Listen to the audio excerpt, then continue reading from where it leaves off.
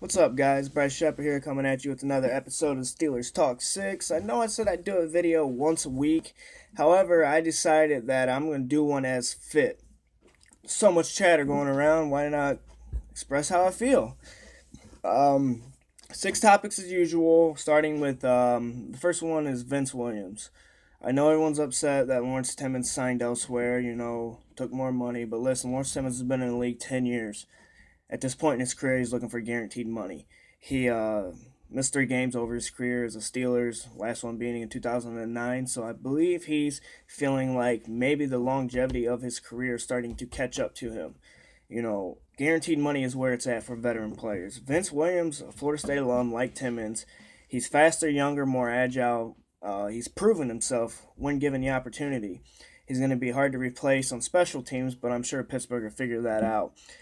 I'm willing to go on the record and say that Vince Williams leads the Pittsburgh Steelers in tackles in 2017. He's faster, so he'll be able to blitz more. He can set the edge, probably cover a whole heck of a lot better than what Timmons did. So let's give this man a chance before we hate. And remember, it's a business. So Timmons did what was best for his family and for him. And, hopefully he has a good 2 years in Miami and everything works out. Who knows? Maybe there's something else there that none of us know. I don't know. At first, I was very critical of Vince Williams, but after looking at game tape and doing a lot of research on him, he's the answer, and he definitely will be a force to reckon with for the Pittsburgh Steelers in 2017. That I promise you.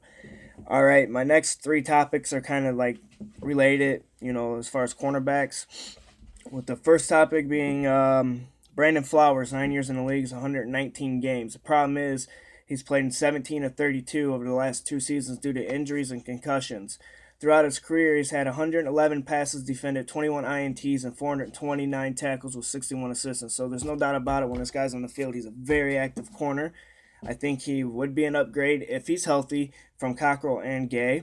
I just don't see Pittsburgh signing him up until a week before the draft if he is the only option to bring in. My next one is Marcus Cooper, 4 years in the league, 53 games, 24 starts, with 13 of them starts coming last season in Arizona alongside Patrick Peterson, one of the best corners in the league. So there's no doubt in my mind Marcus Cooper did not see a lot of action last year. Why not go after him? It makes sense. Patrick Peterson is very good corner, top 5. He's so good. Cooper has 128 tackles with 35 passes defended throughout his career, and he played 13 games last season, so he's there, he's ready. I think he can step in and be a good force on the Steelers defense. The next one everyone's high on, and we got to sign him, is Nickel Roby-Coleman. 4 years. He's played some middle linebacker, primarily a corner. Of 64 games, he started 15, 29 passes defended, 3 INTs, 133 tackles. I don't think he's ever started more than 6 or 7 games a season, with only one season starting, I believe, 7. He hasn't played much over his 4 years. He averages 2 or 3 starts a season, but yet fans think Coleman's going to come in and be the answer on defense. I'm sorry, but I don't see it. I could be wrong.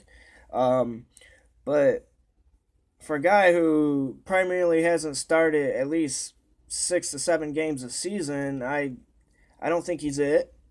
Of the 3 I've mentioned, and Brandon Flowers, Marcus Cooper, and Nickel Roby-Coleman, I believe Marcus Cooper is the best option. But after him, which he might land elsewhere, I believe Chicago's looking into him. It's Brandon Flowers if he can stay healthy. Now I know that's a big if, but if he can stay healthy, he's a very good corner.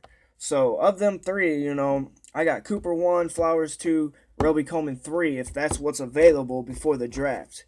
My 5th topic is the free agency period. Now I know all you Steeler fans are going crazy. Why aren't we signing people? Why aren't we signing people? And history lesson with this. Pittsburgh is not huge in free agency. Yes, I know they brought in Mike Mitchell a few years ago and Ladarius Green last year. However, Palomalu was on the decline. Ryan Clark was going out. Yes, Ryan Clark was a very good safety. He led the team in tackles some years. He was always around the ball, but he was going elsewhere to accept more money. You bring in Mitchell to replace Clark. Palomalu's on the decline, so then you're not soon after that looking for his replacement. So signing Mitchell made sense. Signing a corner that's not going to help you win a championship now does not make sense. In my opinion, You know, if they were going to bring in a solid free agent corner with, a significant amount of money, it was Kirkpatrick, it was Logan Ryan, or it was Prince Amukamara. All three of these guys, I do not see them bringing in more than maybe $5-6 million a year, give or take. So, Steelers fans, let's calm down. Let's pump the brakes. Let's chill out for a little bit and realize the Steelers, they don't have the most Super Bowls in league history because they've gone out and signed all these top name free agents. They have them because they developed very well through the draft. It's like Green Bay bringing in Martellus Bennett. I mean, who was not shocked that happened? Them and Pittsburgh live by the same principles: develop through the draft and make things happen through the draft. However, I don't think you're going to find that quality shutdown corner in this year's draft that's going to be able to step in right away and, not have to be developed at the point of where Pittsburgh wants him. Ben ain't going to wait for the defense to catch up. That's so obvious, and I know Pittsburgh sees that, but the money has to work. For the free agency period, and this is kind of, coincides with the draft, if Jabril Peppers is there, you draft him. You make that a problem for your defensive coordinator with Mitchell Davis and Peppers. You make that a problem because he can play the edge, he can play linebacker, he can play the slot, he can return punts and kicks. I mean, this guy is a once-in-a-lifetime player. He's Palomalu-esque. I know Casserly has Pittsburgh drafting him. If he's there, you cannot pass him up. Now, let's say for some reason they do happen to get a solid corner, who's going to be the answer, who's going to play second to Burns, because Burns is our number one corner, and he will be for some years to come. Okay, then you can bring in a linebacker for the edge, because remember, we have Harrison returning, Hayward's returning, Bud Dupree's returning, Tuitt's returning, Maxey's returning, Hargraves is returning. Vince Williams will be able to rush the passer better than Timmons is. Shazier will be able to rush the passer better than Timmons is. So you got all these guys who are coming back that did not play a whole lot last year, as far as Harrison not starting a bunch of games until the end of the season, Dupree missing a bunch of games, Hayward, our leading sacker, missing a whole lot of the season, and then the younger guys stepping up and proving they belong. So as far as pass defense, we need something, And of the three, I hope it's Cooper. As far as pass rush, you got guys who are coming back who hopefully stay healthy. And I understand, we still need to draft an edge linebacker. I understand that. It makes sense to me. But if Jabril Peppers is there, you have to take him. And you have to make it work. You have to make that a problem, and you have to make it work. You pass up on Jabril Peppers, and he goes to a division rival or someone else in the AFC, he is going to terrorize the Pittsburgh defense for years to come. I promise you. He is a once-in-a-lifetime player. Okay, and this is my last topic. I know a lot of Steelers fans are shaking their heads wondering what in the hell. The re-signing of Landry Jones. Okay, let me help you out here. They're not going to have to bring in a quarterback to learn the system. He knows it. They're not going to have to bring in a quarterback to earn the trust of the players. They have his trust. It might not be 100%, but Antonio Brown trusts him. Martavis Bryant trusts him. All these guys trust him who are going to be focal points in our offense next season.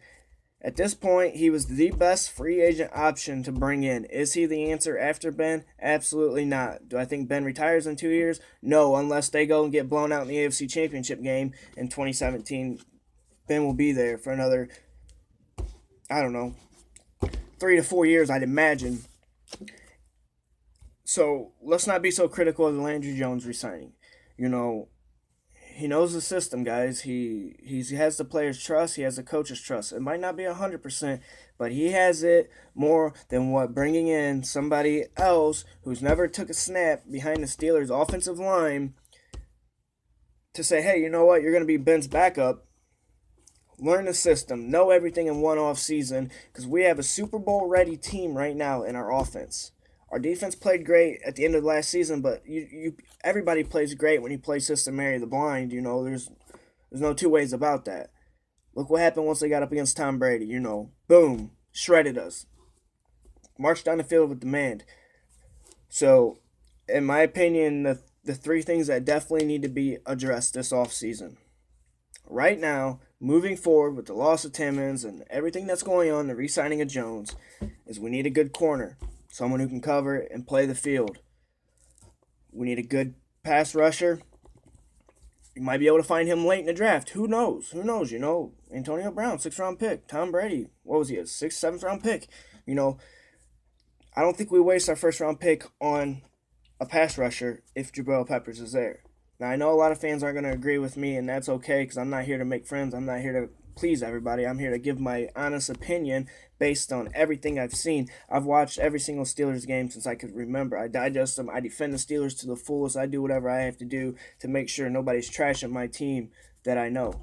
You know, I've been in heated arguments. It's going on and on and on. Jabril Peppers will be a game changer in a Pittsburgh Steelers uniform. I promise you. So, like I said, guys, let's chill out on Vince Williams. Let's chill out on Landry Jones. It makes sense to the Steelers. They got Jones for peanuts. You know, anybody else is going to demand more money.